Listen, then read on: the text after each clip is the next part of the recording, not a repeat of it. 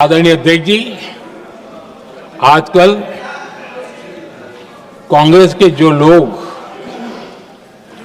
हमें डिप्लोमेसी का पाठ पढ़ा रहे हैं, मैं उन्हें उनकी डिप्लोमेसी याद दिलाना चाहता हूं ताकि उनको भी कुछ याद रहे, पता चले।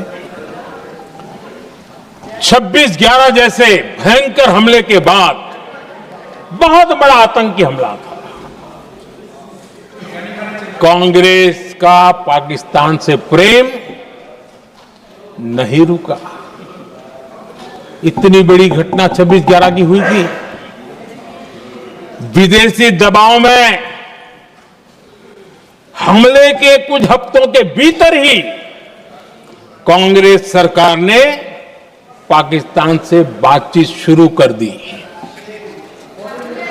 आदरणीय अध्यक्ष जी,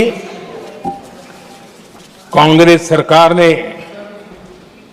26/11 की इतनी बड़ी घटना के बाद भी एक भी डिप्लोमेट को भारत से बाहर निकालने की हिम्मत नहीं की।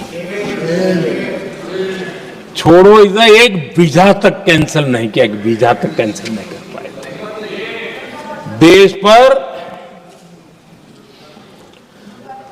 पाकिस्तानी स्पॉन्सर बड़े बड़े हमले होते गए, लेकिन यूपीए सरकार ने पाकिस्तान को मोस्ट फेवर्ड नेशन का दर्जा देकर रखा था। वो कभी वापस नहीं लिया था। एक तरफ देश मुंबई के हमले का लिए न्याय मांग रहा था, दूसरी तरफ कांग्रेस पाकिस्तान के साथ व्यापार करने में लगी थी।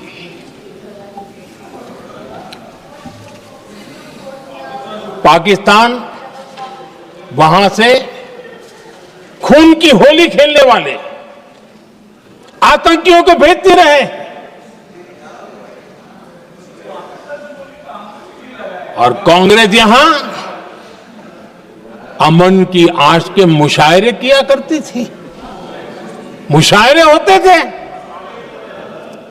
हमने आतंकवाद और अमन की आस का ये वन वे ट्रैफिक बंद कर दिया।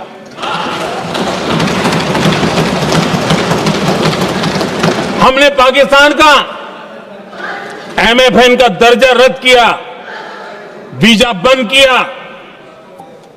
हमने अटारी वाघा बॉर्डर को बंद कर दिया।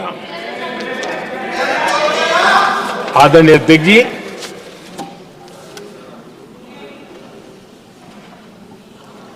भारत के हितों को गिरवी रख देना ये कांग्रेस की पार्टी की पुरानी आदत है। इसका सबसे बड़ा उदाहरण सिंधु जल समझौता है।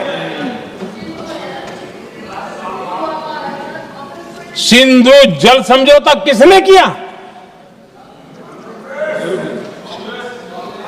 नेहरू जी ने किया। और मामला किससे जुड़ा था? भारत से निकलने वाली नदियां, हमारे यहां से निकली हुई नदियां, उसका वो पानी था। और वो नदियां हजारों साल से भारत की सांस्कृतिक विरासत रही है, भारत की चैतन्य शक्ति रही है। भारत को सुजलाम सुफलाम बनाने में उन नदियों का बहुत बड़ा योगदान रहा है। सिंधु नदी जो सदियों से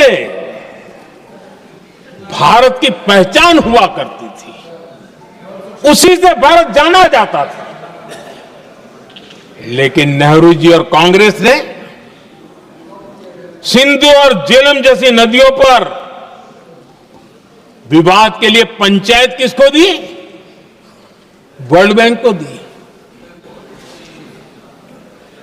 वर्ल्ड बैंक फैसला करे क्या कर रहा है। नदी हमारी, पानी हमारा।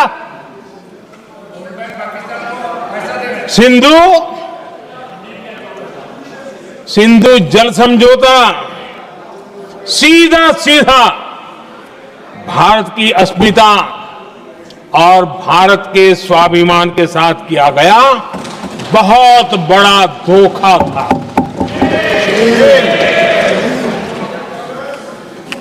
आदरणीय अध्यक्ष जी, आज के देश के युवा ये बात सुनते होंगे तो उनको भी आश्चर्य होगा कि ऐसे लोग थे हमारे देश का काम करते थे।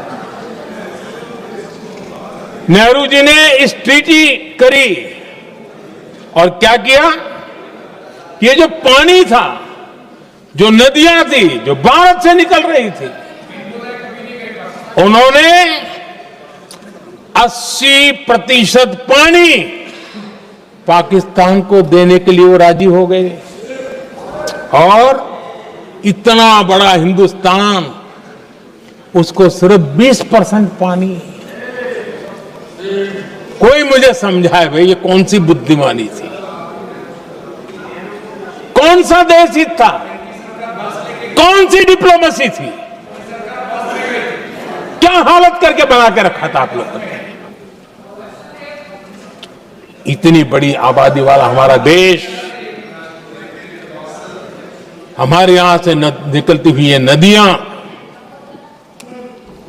और सिर्फ 20% पानी,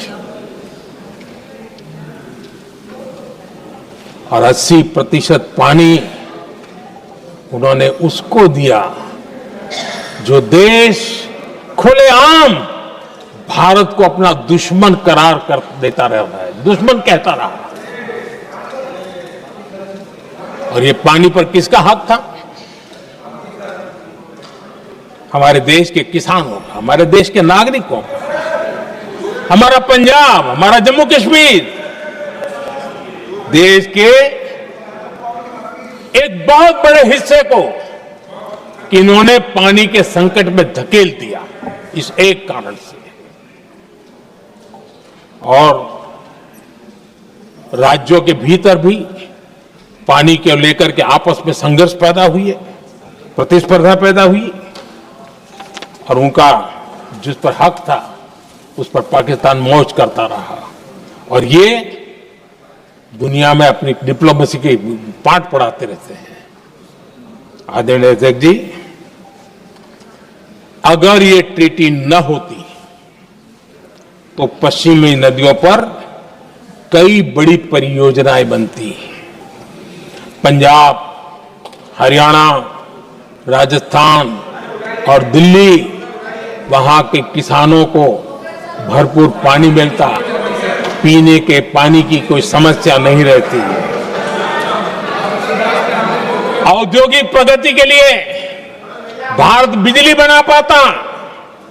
इतना ही नहीं, नेहरू जी ने इसके उपरांत करोड़ों रुपए भी दिए ताकि पाकिस्तान नहर बना सके।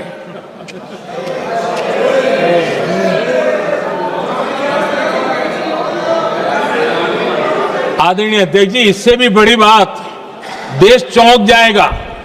ये चीजें छिपाई गई है, दबा दी गई है। कहीं भी बांध बनता है तो उसमें एक मैकेनिज्म होता है उसकी सफाई का, डीसिल्टिंग का। उसमें जो मिट्टी भर जाती है, बाकी घास वगैरह आकर के भर जाता है तो उसकी कैपेसिटी कम होती है, तो उसकी सफाई के लिए यानी इनबिल्ट व्यवस्था होती है। नेहरू जी ने पाकिस्तान के कहने पर यह शर्त स्वीकार की है कि इन बांध में जो मिट्टी आएगी, कूड़ा कचरा आएगा और बांध भर जाएगा, इसकी सफाई नहीं कर सकते, डिसिल्टिंग नहीं कर सकते हैं।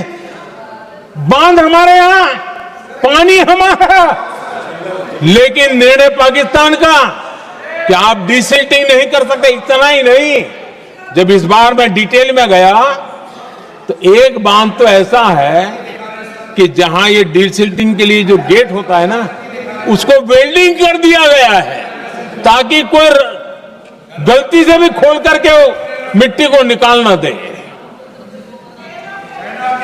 पाकिस्तान ने नेहरू जी से लिखवा लिया था कि भारत बिना पाकिस्तान की मर्जी अपने बांधों में जमा होने वाली मिट्टी साफ नहीं करेगा, डिसिल्टिंग नहीं करेगा। ये समझौता देश के खिलाफ था और बाद में नेहरू जी को भी ये गलती माननी पड़ी। इस समझौते में निरंजन दास गुलाटी करके एक सज्जन उसमें जुड़े हुए थे। उन्होंने एक किताब लिखी है। उस किताब में उन्होंने लिखा है कि फरवरी 1961 में नेहरू ने उनसे कहा था, गुलाटी, मुझे उम्मीद थी कि यह समझौता अन्य समस्याओं के समाधान का रास्ता खोलेगा, लेकिन हम वही हैं जहां पहले थे।